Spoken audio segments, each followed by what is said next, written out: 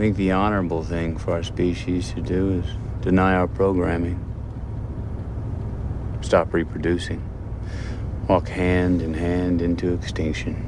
One last midnight, brothers and sisters opting out of a raw deal.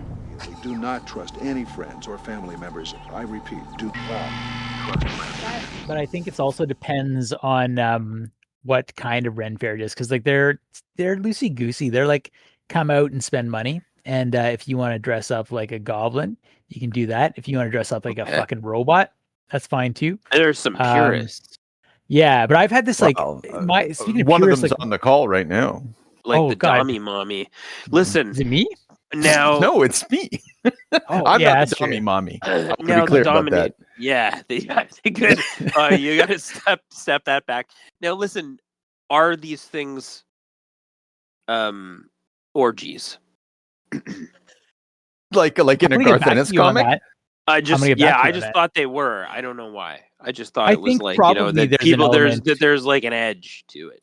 Chris is going to come back a different man from the Ren Fair. I would think so. Well, this is my dilemma, is that like all my life I'm a pretty fucking nerdy guy. You guys know this. We've all indulged. Yeah, in we're all nerds, man. But my level has been like, at least I don't dress up and shit like that. I do cosplay, but now I've never done a cosplay. I gotta be clear. Yeah, I've done some pretty crazy Halloween costumes, but I blamed it on my kids. Yeah, well, there you go. Count. Halloween doesn't count. Like I'm gonna blame this on my job. That's fair. Well, it's basically literally no. Honestly, man, though, like this is so great. I'm really excited for you. Me too. Like I want you to drink a lot of mead. I'm shocked. I'm shocked and jealous, and I've always kind of wanted to go, and I just don't feel like you say, I just don't feel like I could cross that bridge. But some people brought you across the bridge. That's right. Great. Yeah. I was allowed to pass. Yeah. Soon you'll have citizenship in the land of Narnia. If there's like, if there's a bar wench that pours beer down your throat, do that, okay? I would love to do that. I don't know how my work would feel about that. Just don't get any pictures taken. Yeah, that's true. Film it. Yeah. I'm not saying put it on your Insta. I'm just saying if it's an option, just privately, just chug indulge. I like that plan. I think it's a good plan. Ye chugging contest begins at the cock's crow. I don't want to get you too excited to think that they all have that. I don't know, but I've seen it. But yeah, so we need a man on the inside, and I will be that man. You're going to be the Alex Jones, and this is going to be the Bohemian Grove. Wow. I like that. Absolutely. Got to expose what goes on in the Ren fairs. Right. Yeah. You never fucking know, man. Oh man, this is exactly like those normal guys that went to the Juggalo thing. Yeah. It's a lot like that. I don't know, man. Okay, like I don't have a lot of respect for the Ren Fair as a concept, but I do find it really exciting. I have even less respect for the Juggalos. I also find that to be exciting. Yeah, well, I would know because I wouldn't. So, what are you envisioning? Like, we're just going plain clothes to the Juggalo thing? Because, like, I'm not dressing like a Juggalo. Me too. And I imagine what you do if you go there is you find one of the face painting people. You get them to paint your face, and you just do that Juggalo greeting and just try to do your best.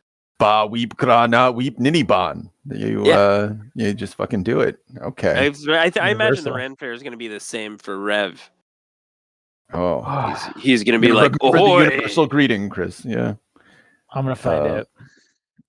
Okay, well we're not going to get any good fucking pictures or video of you. I know it. No, I will. I'm going to send you guys a picture of me. Like I said, audience members, if you want to see an authentic Viking costume, you just drop us a line. Let us know.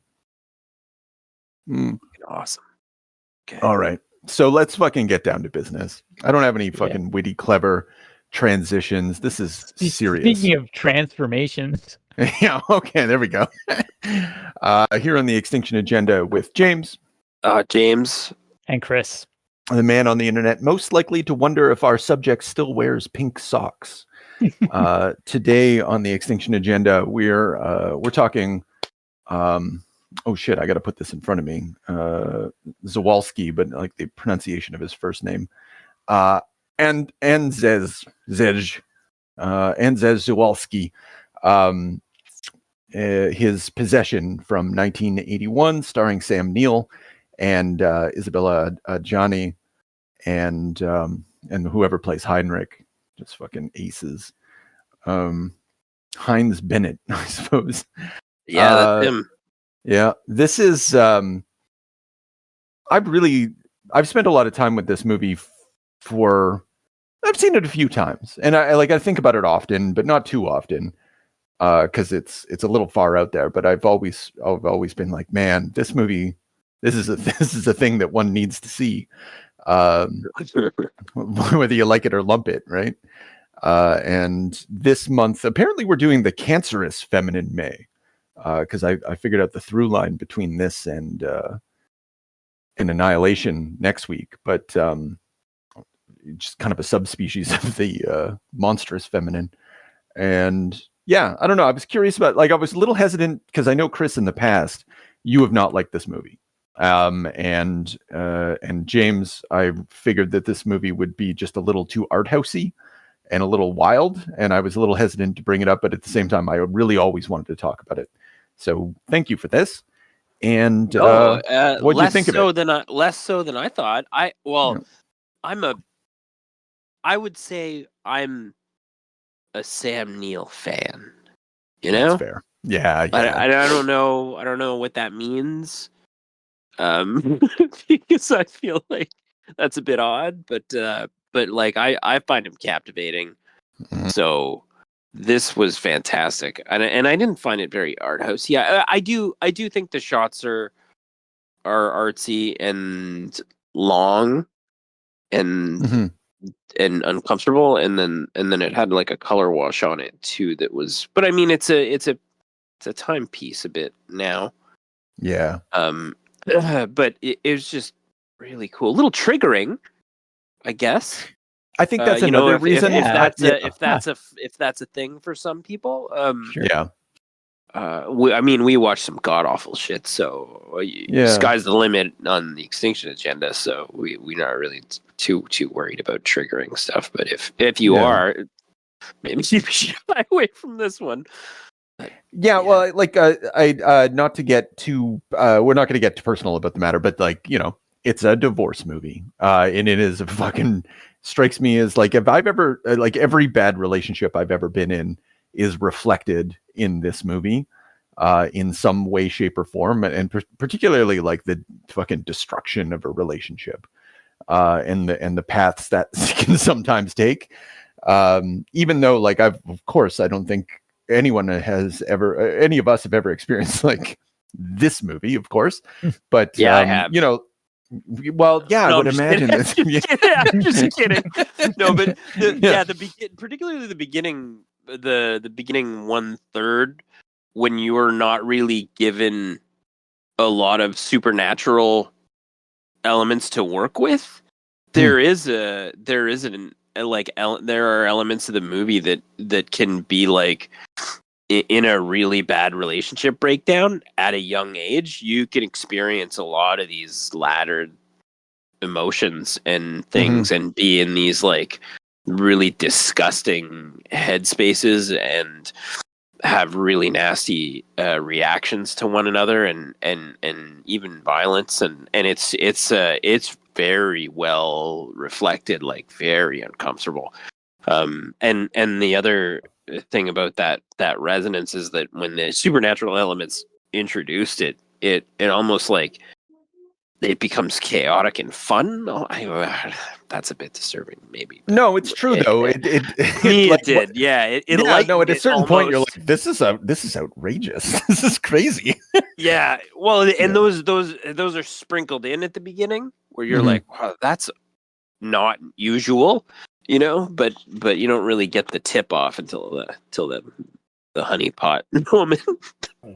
So the director relays verbatim conversations from his own failed marriage to actress, I'm not going to pronounce that, Bruneck, as well as channeling emotional residue from Żuławski's first wife, another actress.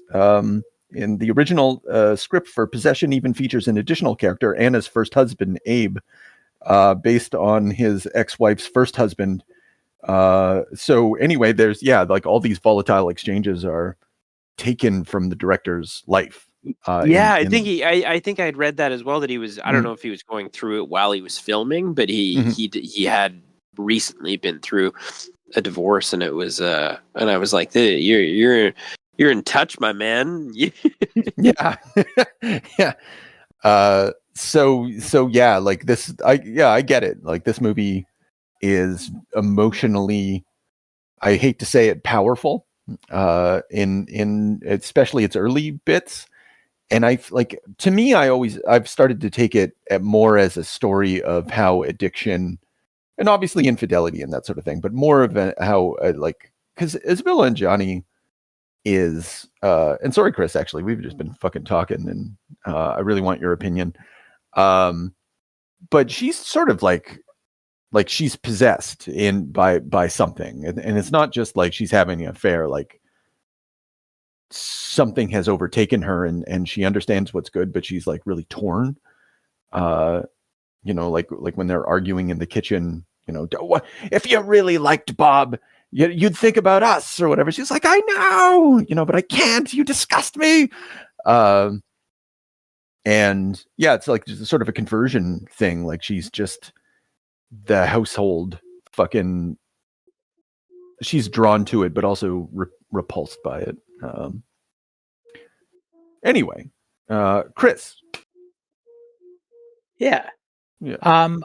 So famously, maybe not famously to me and to you, we did a little exchange at one point, and we looked at some movies and sort of like a precursor to talking about movies like this. And you came down very harshly on Prometheus, and I came down very harshly on this movie. Now, this is my rewatch, and I have to say, I don't think I saw this movie. I think I saw, in the wild days of streaming, some sort of like butchered, like the American release, where they is apparently just like a slapdash, like they didn't know what they were doing or how to market it, so they just kind of tried to put together a different cut. Because a lot of this stuff I didn't remember happening, and I still think that this movie is like, I find it pretentious. I think that it's like the philosophy of it, it's so much meaningless shit is said in some ways, but I like this a lot better. And I didn't hate it. And I think that there's some neat stuff to talk about. I didn't realize also that it was part of that whole video nasties debate in the UK. This movie is, I looked into a little bit of the context and the history, long provoked strong reactions and sort of accusations of misogyny and all this sort of stuff. And there's an essay I read, and I wish I could remember the name off the top of my head. It's something to do like what's important about possession, and the person was looking at the history and how they were, like a lot of people that they would talk to hadn't even seen the movie, but just had such a strong visceral reaction to it based on reputation. And I don't want to be that guy, so I'm walking back my stance, and I just want to, I'm just gonna talk about this. We'll play the game and like see what we get, because I read my notes for like 3 hours, and I still don't really know what to say about this movie. I have some impressions, I have some directions, but I don't know if you could ever like pinpoint. I think it's just like it's an emotional like tempest, and you can't. Yeah, like that is the point of it. The damage that it's doing. Yeah, I think so. I think it does. I think it does want to. Maybe let's try to isolate some of the elements that this movie is composed of, and maybe having done that, like some kind of analysis, we can like add it up to some kind of conclusion. Because I do feel that there is a there, but I'm not fully satisfied that I've ever gotten there. But I think that's one of the things I like about the movie, in that every time I watch it, I get a little bit more, and I understand, like, I don't know if I'm ever gonna get it, because like, again, like, there is a universe in which this movie actually doesn't hold together as well. But I think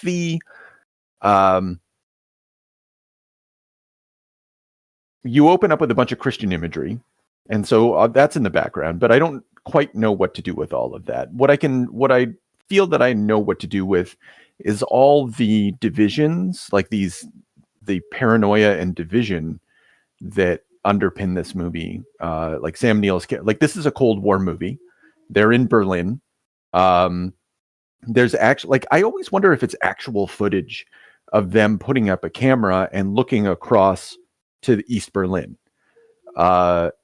Like actual soldiers, because there is a moment where like the soldiers are standing on the other side of the border and they're looking at the camera as well, and they look bemused, like, hey, we're on camera. That happened a couple times. Yeah. Through I don't know if it was like maybe 3 or 4 shots of that, but I noticed it was reoccurring. And so there's that, and then you transpose that against like when Anna and Sam Neill are at the restaurant and they're discussing divorce terms, and there's the mirror behind them and they're not even facing each other. It's such a beautiful shot and it's so interesting. And that division is another wall. And then I view like sort of the doppelgangers as other sides of a wall, you know, like, or a mirror, which is also a sort of wall.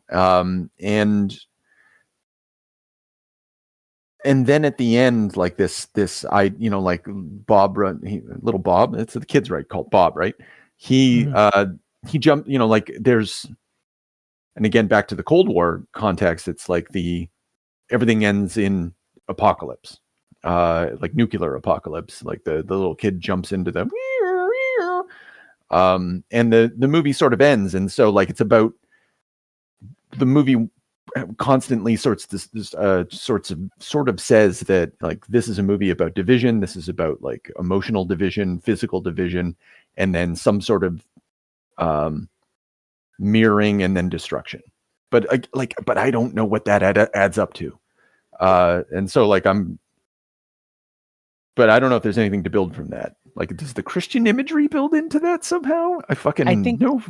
Yeah, maybe not in that sense. Like I think it's very puzzling to me what this movie wants to say about religion, even though it is constantly tracing those ideas and giving you that imagery and talking about mysticism and you know, faith and like all these things. But like I'm clueless. Like I don't know what not being religious, I don't know if that even matters. Because it's just like it's just a bunch of nonsense, really. Yeah, the first time I watched this movie, I spent a lot of time meditating on the Sister Chance and Sister Fate. And yeah, like that's exactly what I was thinking about. Yeah, and I was just like, is there meaning in all of that? I'm really not certain, but I mean, I think the poetic elements of this movie are what draw me to it, because like it is massively ambiguous. Yeah. It seems to drive towards something, but there's all these edges that you can spin off of and resonate with, and yeah. Can I give you another? I'll give you another division, or like a binary. I guess, sure. But like, spirit and material, and I think maybe that's something that it's like flirting with a lot. And the, you know, like just like pure sensuality, or is there something deeper, like, or some sort of core that she's trying to access or touch? And you got Madonna horror. You've got, you know, like wherever you got your Heinrich and your Neil. I don't, like it is like kind of, it's fertile, you know, it always gives you lots to work with, but what do you do afterwards, right? But what, like, if the movie was just that, I wouldn't give a shit about this movie, but this movie's so fucking weird and intense surrounding all of it. Like, that's what draws me to it. Like when Sam Neill, she's just grinding that fucking meat in the kitchen. It's like, they're having a fight and they're just grinding and cutting meat. And then Sam Neill fucking cuts himself afterwards, and they're like, well, she first takes that electric cutter to her neck. Yes. Yeah. Another mirroring. And you're just like, this is a theater of the absurd. There's a lot of like, I saw the She won I don't know, I think it was a Cannes Festival Best Actress. Mm-hmm. There's a lot of overacting also. I know it's purposeful, but it's as much there's a lot of like theater kind of absurdity to the shots that kind of make them. Well, it just adds to the discomfort, right? But then it's like not funny, but like I laughed when Heinrich beat up Mark. It was really unexpected when he made like homosexual advances, and then they basically got into a battle, and he kung fu'd the shit out of him in his house. And I just didn't know what to make of that. You just end up kind of snickering to yourself, like, it's insane, and it's just like you're watching like Mark's emotional journey through this is just like. He's Incredible. just trying to he's just trying to stay in love with his wife, I guess, and do all the like normal crash out behaviors that someone would have if they were going through a divorce. Like he's just clinging on for nothing, and he's desperate. And then it is like, I guess, sort of, and if you want to get funny about the word possession, like it's the whole like your wife as a possession, right? I guess. Yeah. No, I think you're absolutely right. His journey is to just like cling on to that, and it's just like sort of a love story for him. Yeah, I guess. I think it is. Like it turns really fucking sick at a certain point. Oh, wow. You know why I'm doing this? The lies. Oh god. He's just fucking slapping her. Oh, good. Jesus. Sorry, You no, need a Chris, you lot wanted to say more. something. Yeah, I I was know. just gonna draw a connection. It just struck me in the moment. Like, Mhm. is their relationship, is their love the dead dog that he keeps talking about? That like I just wanted to crawl under the porch and like see what it experienced like in like their relationship is like dying like that. And maybe like I think you're right, James. It's playing with that idea of like she's possessed in a sense of like, being out of control, and he won't let her go. And like really the move is to cut bait and just like that go with that pretty redhead teacher, because like that's a better life for you, man. Instead of this like this spiral. I think at one point he almost does like allow himself to get lost in that, but then she comes back home and destroys the fucking family home again. And then he goes back into that like that sort of like traumatized state. And even Heinrich becomes traumatized as they go along, because they're both trying to chase the evil feminine. Yeah, you're right about that. But I'll rewind before we get back to that. I just watched the scene where Sam Neill is resting peacefully. He's giving like the googly eyes at redheaded Isabella Johnny in bed, and they're both naked and innocent and whatnot. And he's happy, but then the little boy starts screaming. Sam Neill's just fucking standing naked in the hallway. And I think that it's the little boy that keeps them together. And that's what it's that kind of thing that makes this movie stay within the realms of the real, you might say that, like there is a thread that keeps them together. Like I would have never had, if I knew that he existed, I never would have had Bob with you, is what she says to him. Like I wish this tie didn't exist because I want that person. And she might very well mean that, right? And it's yeah. I mean that's a real shit at the center of a movie.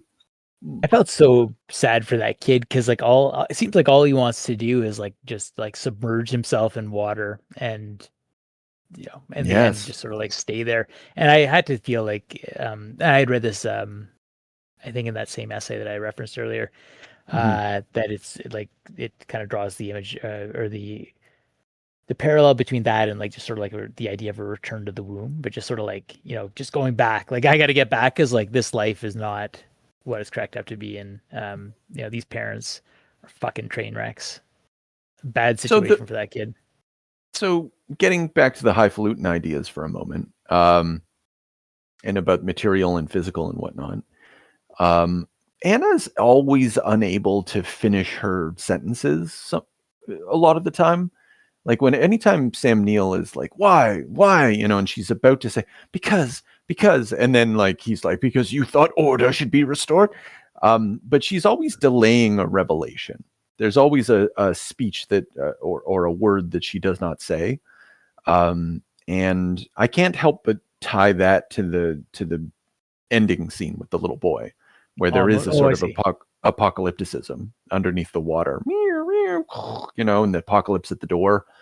I think one of the things again that draws me to this movie is it's toying with these things of revelation and apocalypse, and all the imagery that's below that. Like, it just feels like such a big movie for such a stupid shit show.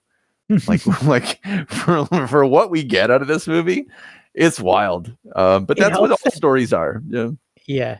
It's good that it resists the urge to reveal, because then it would just be sort of boring. You could just be like left with whatever stupid idea that he had come up with. But like it is very tantalizing because it doesn't come to any sort of conclusion on that. Yeah. Hey James, did you end up looking up about the monster, about the tentacle monster, the animatronics and all that stuff? Did you look that up? I did see a little bit of info about the guy that like created it. And also he had made that face, that distended animatronic face, and then he came back to help them with the tentacle thing. Yeah, but what's funny about that to me is like his early work. He did E.T. From the guy who brought you E.T. I just love that. He brought you the fucking spinal squid thing, humping this Isabel. I made love to him all night. I love the scene, like the big reveal scene with this thing banging her. Yeah. Because they just give it to you. Like the camera work is just like surround you're Sam Neill in that shot, and you're walking around the bed, getting every angle on this absolute fucking nightmare, and you think they're gonna like, in a normal circumstance like that, you'd snippet that and just be like, there, leave that in the back of your mind.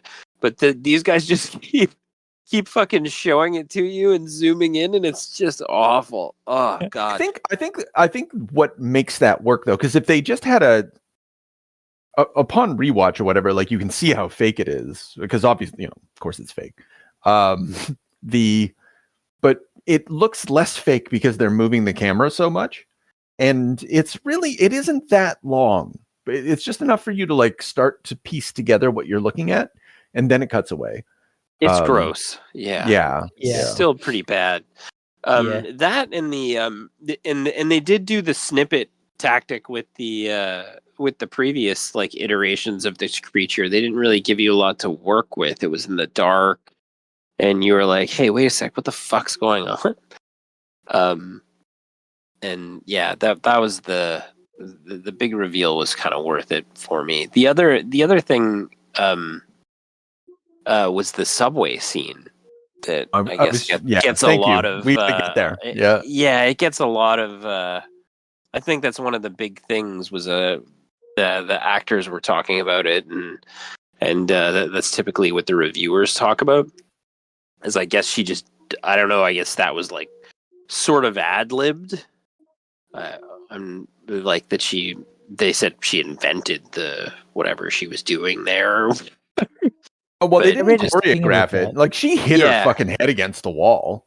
Yeah, and she got so dizzy she fell over. You could see it, because I was like, there's no way you could sustain that kind of head movement without falling over. And I was like, oh shit, there she goes. She fell over.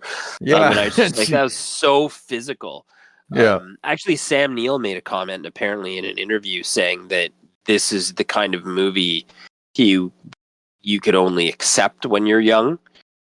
Because of the demands on the body and the demands on the mind and the things that the director's asking him to do. He said he would.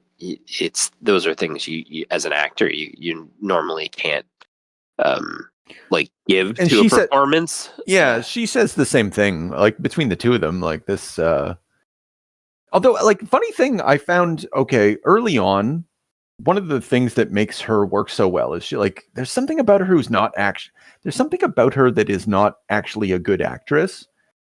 Like early on, her delivery's a little stiff. I English isn't her first language, so I know that's part of it.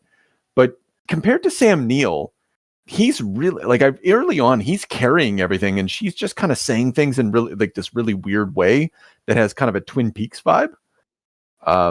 And what she's very good at is just emoting in an inhuman way, and being incredibly beautiful while doing so. That's what she brings to the table here. Not a bad skill.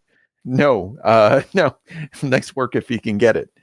I had read a little more. I don't know if you guys have seen the director's comments on the subway scene, but the story went that like she was sort of in the moment asking for like direction, like just like, you know, what should I be doing? And he's like, he couldn't really explain it. But he's like, act like you're doing some kind of like cultic dance. So she started doing that, and then there's still like this sort of like hesitation, and so she went back to him. He's like, "Fuck the air," and like that was his direction. And from there, she kind of got how she should move and all that stuff. Yeah, I wish I had heard that. Fucking crazy. Yeah, and apparently, I don't know. This is like good. If this is just good PR for the movie or whatever. The director claimed that like after seeing the final cut of the version, she went and tried to slash her wrists with like just a standard razor, and it was like not that thing, but she was like had this like unhinged reaction to it. But and I kind of feel like that's bullshit. But even in her own comments, she says like, you know, the movie kind of destroyed her for a while. So I don't know. Yeah, I don't know. Like, it might just be because this movie, like, self-destruction is sort of such an important, or even like just basic cruelty. Like I'm watching the scene right now where she's the ballerina teacher, and she's holding up that girl and like higher, and she's looking at us, and like it's fucking crazy. I want to make something of that, but I think James, do you have a comment before? No. Okay. I'm a little sympathetic to Anna in this movie. I think that's come about in this watching of it that I didn't really have in my first go. I think I understood her position a little more. I think like it's like almost an existential thing where she wanted to be something other than like a wife and a mother. Like she wanted greatness, and I think you see that come through in the cruelty of that scene. Like no one told me that, and like, you know, she'll remember that lesson. She'll have the will. You know, so maybe that kid becomes a great ballerina or something like that. She is torn between there's so much made of freedom and evil in this movie and those choices, and that's very like French. I feel like existential philosophy, flowers of evil kind of shit. There's even when Sam Neill's talking about like women to the teacher, and she's like, I don't believe that like stuff about women contaminating the world, and like it's so sad that you think that freedom is evil. What she really she's torn between, you know, as a mother, as a wife, she's locked into this role and like has to perform these things, and like it doesn't fit. Like there's almost this postpartum narrative to it, where like it's lingering a long time, but like she can't quite square her mind around that, and it's like the alternative is like sort of just freedom, like to be yourself again, to have choices and not be defined in that way. And Heinrich definitely represents that lifestyle with his postcards and all that. I've seen half the face of God, the other half is you, or something like that. Yeah, That's the tantra, bro. Yeah, that's right. Tantra bucket. The what did that make me think of? I was thinking about like the and I think it comes down to faith and chance. You know, that dichotomy that is established for her, and we don't have to.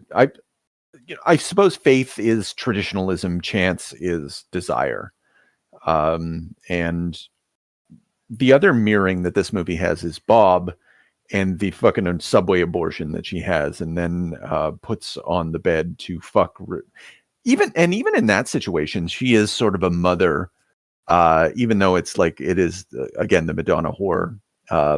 She's riding the red beast or whatever the fuck it is. But like he's so tired. I made love to him all night. Like even in that space, she is like this terrible feminine, this insatiable feminine. And the creature represents like something that she rides and feeds upon, but can never be satisfied by. This is the thing that I actually really liked about the movie, because even I find this idea interesting, like in philosophy, but like the idea that you can't be free. You can only be free in between choices of the thing that you're going to serve. Like that moment of transition. And I think for her, like the interesting thing is that like when she has the radical like choice of like being like the whatever demon consort, like witch thing or whatever she is, it's a domestic role. Like you think you find this awesome boyfriend, and all of a sudden you're just like mopping up the floors of blood because you have all these guys that you're killing. And like she's like, she's like, oh, like the refrigerator, like got to take care of that because like they're starting to stink in here. It's just this like grotesque parody of domesticity, and that was really interesting. Well, and particularly like again, since she is drawn back to Bob, like she comes back to play mother from time to time. Like she's really torn, and again, I see in that like concepts of addiction, and these things that you just understand about yourself. Like she just feels to understand that what she's doing is wrong, but at the same time, she's like, I'm not going to not do this wrong thing. And because it breaks the state, and even when she comes back, like she's like almost, oh, like let me do the cleaning because that is my job, and like I will organize it. Yeah, she always like brings back things. groceries with her. Every time she'd return, she'd bring back 2 big bags of groceries and just sort of go back into like a homemaker mode. And that's funny too, because the like you're talking about the addiction in a really toxic, abusive relationship. A person like I don't know. I won't speak to anybody here's personal relationship or anything, but like in those situations, you'll accept that person back, and you'll have this uncomfortable thing to play out with them, which usually would lead to like some kind of like toxic intimacy. And then everything would break down again into violence. And so Sam Neill's playing that role before he's discovering what you already know, that something's sideways, right? So it's funny that he's sort of experiencing it from a more traditionally like domestic stance, and you're ahead of the curve on your knowledge of the monster. But anyway. No, that you're right. No, you're right about that. That dynamic's certainly at play. Like there's different, like it's like a spectrum. But I mean, it has happened, right? It's a shitty situation, but I really like fucking that person. So you come back, but he is very much it. Like I said it earlier, but I kind of want to expand on it. Like his descent into fucking caveman behavior at the early on in the movie, after when he learns about Heinrich and whatnot, he's like, and the costuming, like the sweat, all that, like when they come back to each other, their clothes are ruined, like he's ruined. And then every time Anna comes back, she's just like, her dress is torn. She's absolutely out of control. But Sam Neill's depiction of that especially is so good. And this gets why I understand why, like, you're a Sam Neill fan. I'm a Sam Neill fan. He's a fucking treasure. He's a goddamn treasure. Yeah. The sweating on the bed, like it's like a sickness, like a fever that he's like falling off the bed because it's like just rocking back and forth. And when when he's in his rocking chair, it's like this, like it's too far, grotesque, stiff movement. Yeah. Hanging out with his kid, rocking. Oh no, and he tries to call his cam. Oh yeah, just it's like shot like it's shot like in a documentary style, like almost like Trailer Park Boys, to just to really get you in the shit. Yeah. Not all the time. No, there are some beautiful like shots that are lengthy and of the scenescape, but a lot of the domestic stuff is really draws you in with that camera work. It's weird. So I'm watching the scene. Speaking of the camera work, I'm watching when Isabella, she's standing below this figure of Christ, and her hands are almost between her crotch as she's looking up at Christ, and she's whining like a puppy dog while she appears to be rubbing her pussy and but looking up at Jesus. And it like there's nothing steady cam about it. It's just a single shot. And it's, I don't know. What do you do with this scene? Does this fit into the theme? I don't know. Right? So I don't know what to do with this fucking movie, but it's wild. Like when she almost gets hit by that truck and she's just spewing blood all over her fucking mouth. Those giant bug sunglasses. That's right. Amazing. Just amazing. But yeah, sorry, that was a kind of a riff off. Like, yes, the emotional dynamics are fucked up though. Getting back to that. Yeah. I really feel like I felt like Heinrich had generally the right idea of how to, like just let this girl, give her some freedom, let her do what she's gonna do, and just like be there on your terms. And I think that would actually be great advice for Mark. Under normal circumstances, yes. But what I think is interesting about Heinrich, though, is he's addicted as well. Like he shows it, despite all of his pretensions for actually, and I wanted to talk about the concept of pretension because I think this movie, through the figure of Heinrich, calls itself out, and I would say so on purpose. But we'll get to that in a moment. Okay.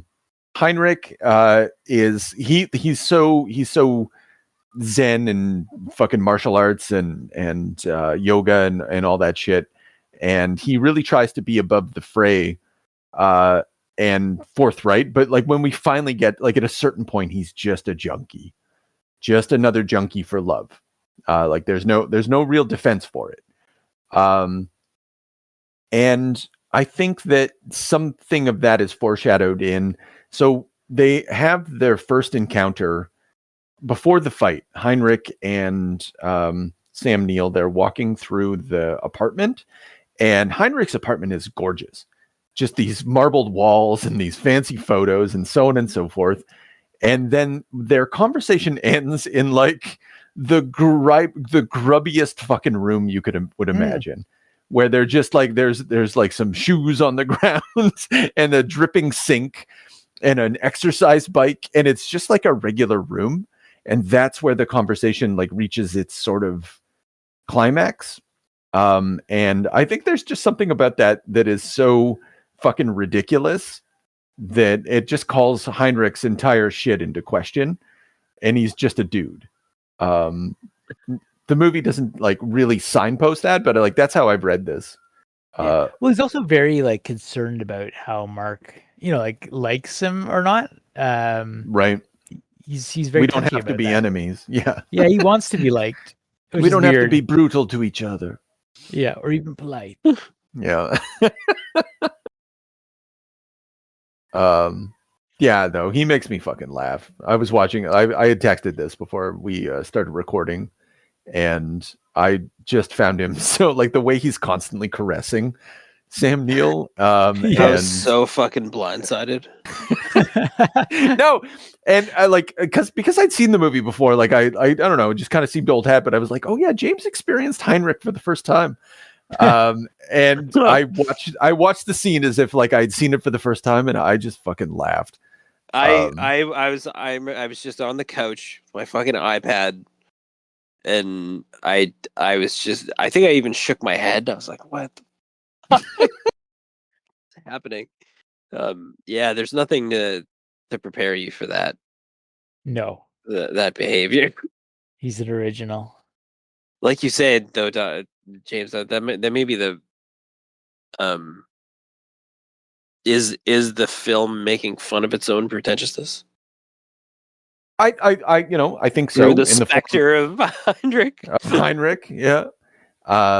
but yeah, like, which like Chris, and when I said this movie was art house, that's code for pretentious, which is one of the reasons true. I thought that James would not cotton to the movie. But then in retrospect, I was like, well, of course he'd like this movie because it's fucking ridiculous. And the guys in the boardroom when they're asking him to take another contract, that's very like Monty Python-ish. Yeah, nonsensical. Okay, yeah. It's wow. Like I was struggling because I don't know. There are certain things that are I wouldn't necessarily say funny, but fucking kooky, and you're taken aback. Even like Mark's murder of Heinrich is insane. It's fucking ridiculous. Fucking insane. Yep. He plots to bring him to the bar, and this is when he's like snapped and he's on board with the demon life or whatever. And then he shoves a fucking. Why is there a rotten food platter in the bar with a fucking shoe in it? That's a good question. He takes the fucking Converse, he jams it in the toilet, and then he proceeds to like basically fucking dummy him over the head while he's got a knife wound, and then drown him in a shitter, and set it up as like a vomiting suicide, and then sprinkles crack on him at the end, throws the baggie, and then jumps over the stall. It's fucking insane, and it happens so smoothly. It's just like a fluid. It's like one motion. Yeah. And I just remember, I think my jaw, my mouth was agog when this was happening. Then he calls back to it later. He's like, I met a man. He died in a flood of shit. Yeah, that's right. Yeah. He calls it out as like a supreme victory later. I don't know. Honestly, I don't know what's happening here. That's an incredible victory now that you've laid this out. He supremely won back his demon wife. I don't know. Well, he is a cold warrior, right? Like he was like whatever. He's a spy essentially. Like you might want to view him as a Willy Loman James Bond or something. He's dealing with fucking. This is his version of like flirting with Moneypenny and having sex with Volvolot or whatever. Fucking. Jesus. Dealing with Heinrich. He's showing up on a motorcycle in this float. I love Heinrich's like unbuttoned nature. He's so like tanned and muscular, but like not big in any way. I love when the mom gets Mark on the phone too. Oh, he's far superior to you in his looks. It's like, fuck off. I love that the whole affair is just like a cover, like for the for who she's really seeing. I think that's a fantastic element. But it like a red herring. But it wasn't. Well, it is for us, but I guess Not the timeline initially, is. I understand. Yeah. Which I don't know what to make of that either. Like Heinrich awakens something within her, and then it's all subway abortions. She's searching for that. She's searching for something transcendent. I think that's why she can't finish her sentences. And that's why at the end, even like she's like what she's saying in the bed, almost like she still never gets there to whatever she's looking for. Like that escape from like it would be a moment of enlightenment, I think. Yeah. And Heinrich like sort of like pretends that he's that, but he's a real grab him by the pussy type. Like literally does. Literally, like, when I just watched it. Room. Yeah. I'll open the doors for you. Yeah. And they have that exchange too, where he's like, I forget exactly what it says. Like the sensuality opens the doors to like unknown pleasures, and she's like, absolutely unknown. And she does the unhinged eye thing. Yeah, so there's something creepy. Like Heinrich is in a way the sort of husband of this other Bob, which becomes this horror creature in his own undoing. And he's all dressed in white or whatever, in the same way that the alter ego of Isabella Adjani is all dressed in white and innocent and that sort of thing. And so like this doubling and mirroring that goes throughout the movie. Like, again, does it add up to something? But it really makes you're like, maybe that means something. Yeah, and he's looking at the fucking bondage face ET creature. So good. It's really like, the freak outs are good. Yeah, like his freak out, like the hysteria, and then like when Sam Neill goes into that house and he's like hyperventilating, he has to go outside to the like, cause he's gonna puke, and it's just it's very convincing. Yeah, I believe that this movie's real. Because I agree. Yeah, I agree. It does have a they went all out. Yep. It's interesting. And also, did you guys say that again? It was banned in the U.S. and Australia. Yeah, well, UK, I think that's right? what Chris was talking about. Yeah, he was talking about them being a video nasty. Yeah, that was the Oh, whole. sorry, like, I don't know what that is. They're like, video. There was like this moral crusader sort of like banning culture, especially it really comes out of the UK, but like our Evil Dead was part of like just these movies that were considered tasteless and extreme, and they weren't suitable for civilized society. Oh, yeah, which is probably fair. I don't think people should watch this. Yeah, too intense. Yeah. All That's right on our level. It is. Yeah, we're the sort of people who would unbutton Heinrich's shirt and then like pick little bits of skin off his chest. You guys didn't talk about Margit either. Oh, what the neighbor or whatever, the one that her I love her because when you are in a helpless breakup and you go to that place, that dark place where you're like, I have no way to contact this person. They're either cheating on me or they've left me or something else nefarious, and I'm like a crazy psycho Sam Neill. I will call her closest friend, and she's just this lecherous piece of shit. And it's exactly what you want out of this scenario. And I don't know, I just thought that was so real. I was like, wow, perfect. Yeah. It's just like this is your crutch that you fall back on when you're being a piece of shit. This piece of shit friend that's like, you go ahead and be your free self. Just you can feel it, It's visceral. Oh, he hates him too, though. She does. Oh yeah, they hate each other. Yeah, that's perfect. Yeah. Mm-hmm. Yeah. I want to watch you make a fool out of yourself. But she's like there to watch the kid, so go for it. Sam Neill's anyway, sorry, just had to cut that in there. No, that's fine. She was there. Yeah, Sam, like I feel that Sam Neill is I don't know if he's a good guy. He's a pretty good dad, I guess. He's not a good guy. No. Okay, yeah, all right. Tell me about that. He's a bad guy. Is it because he's a spy? No, I think it's because I think as I right to the thing I was saying, like he just won't let go, and it drags him. Like it just takes him down that path. Like he is also like spiraling into madness. So I mean, probably the spy thing doesn't help. He does seem to be a good dad at times, but he's perfectly willing to walk out on Bob. Doesn't want to fuck the kid up. So I've just decided I'm not going to see Bob anymore. Yeah. How can you do that? That's a perfect tactic. Yeah, and then he also lays like a ruthless beating on her and chases her out into the street. Wasn't a great look. That's true. True.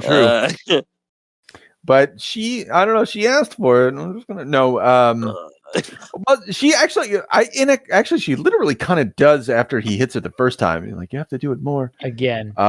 Yeah. But that, fine. This movie isn't really about the morality of domestic abuse. Do you know? No. I mean, it's a literal demon. Yeah. Yeah. He beat her up for 3 takes. At the behest of the director, I guess, and I guess and her. She had to like egg him on. Exactly, because I guess you didn't really have it in him. Yeah. Oh, well, he's Sam Neill, man. He's Yeah. And then he walked out and cried on the stairwell for like 5-10 minutes, I think they said, which is fair because I would not be comfortable. I wouldn't do that. So there you go. Like I would for hit a director. Isabella Johnny for a price. I'd smack anyone. It's fine. That's right. Particularly if they wanted it. And if they asked me to, and it was part of my job, a beating sure, would ensue. This is for the lies. Jesus. Gonna cut all that. So how about the selective editing? Yeah, that's right. That was fun. Sorry, what were you gonna say, Chris? I was gonna say the end though, as I mean, clearly by the end he's fully embraced evil. Good for him. You know, as he says, you know, I've embraced peace and light, and like just all sarcastic in that Sam Neill way. Mm-hmm. Fantastic. Yeah, this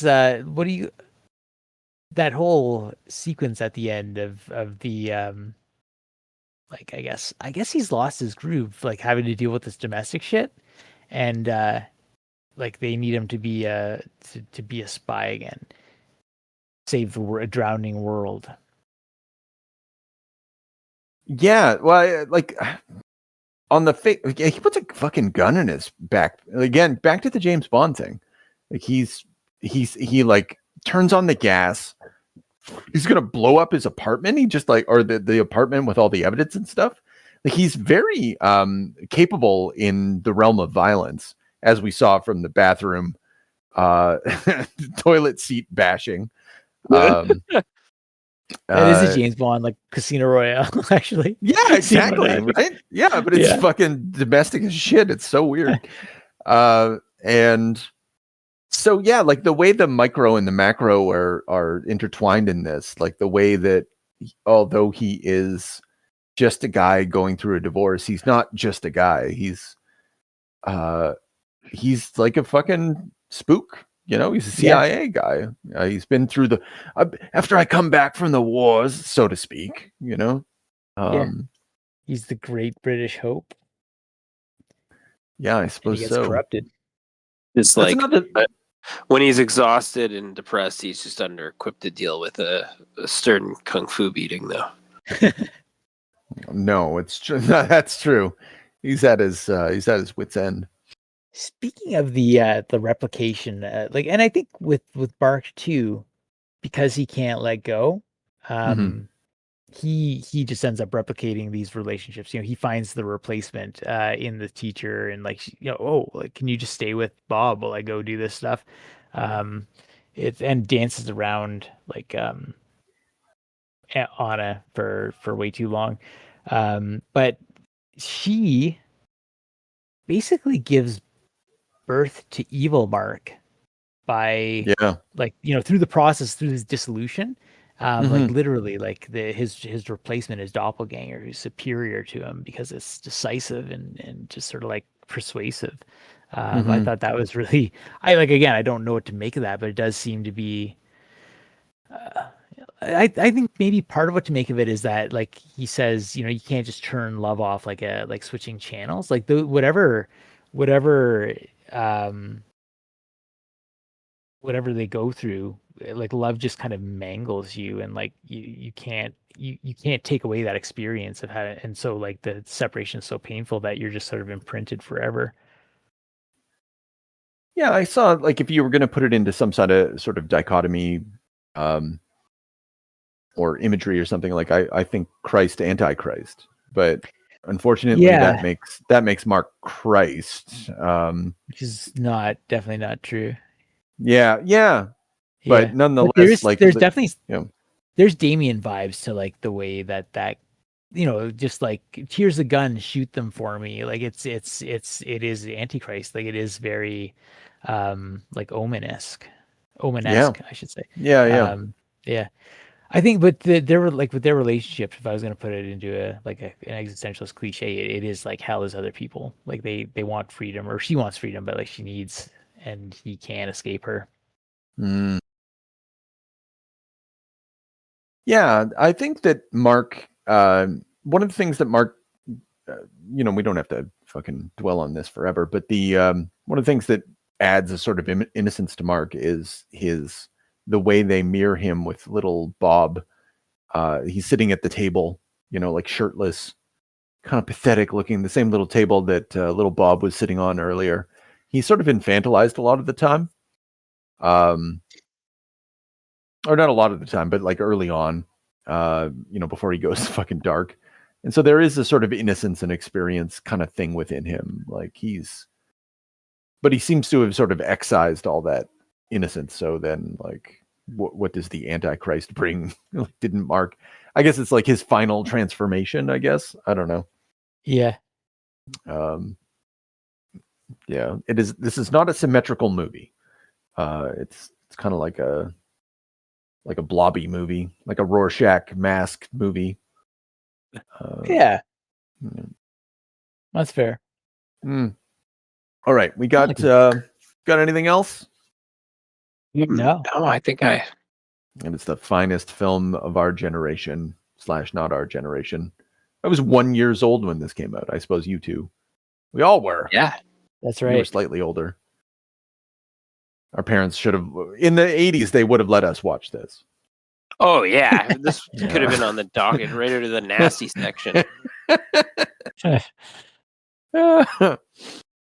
All right, so next week we continue with the cancerous feminine with Alex Garland's The Annihilation, based off a book.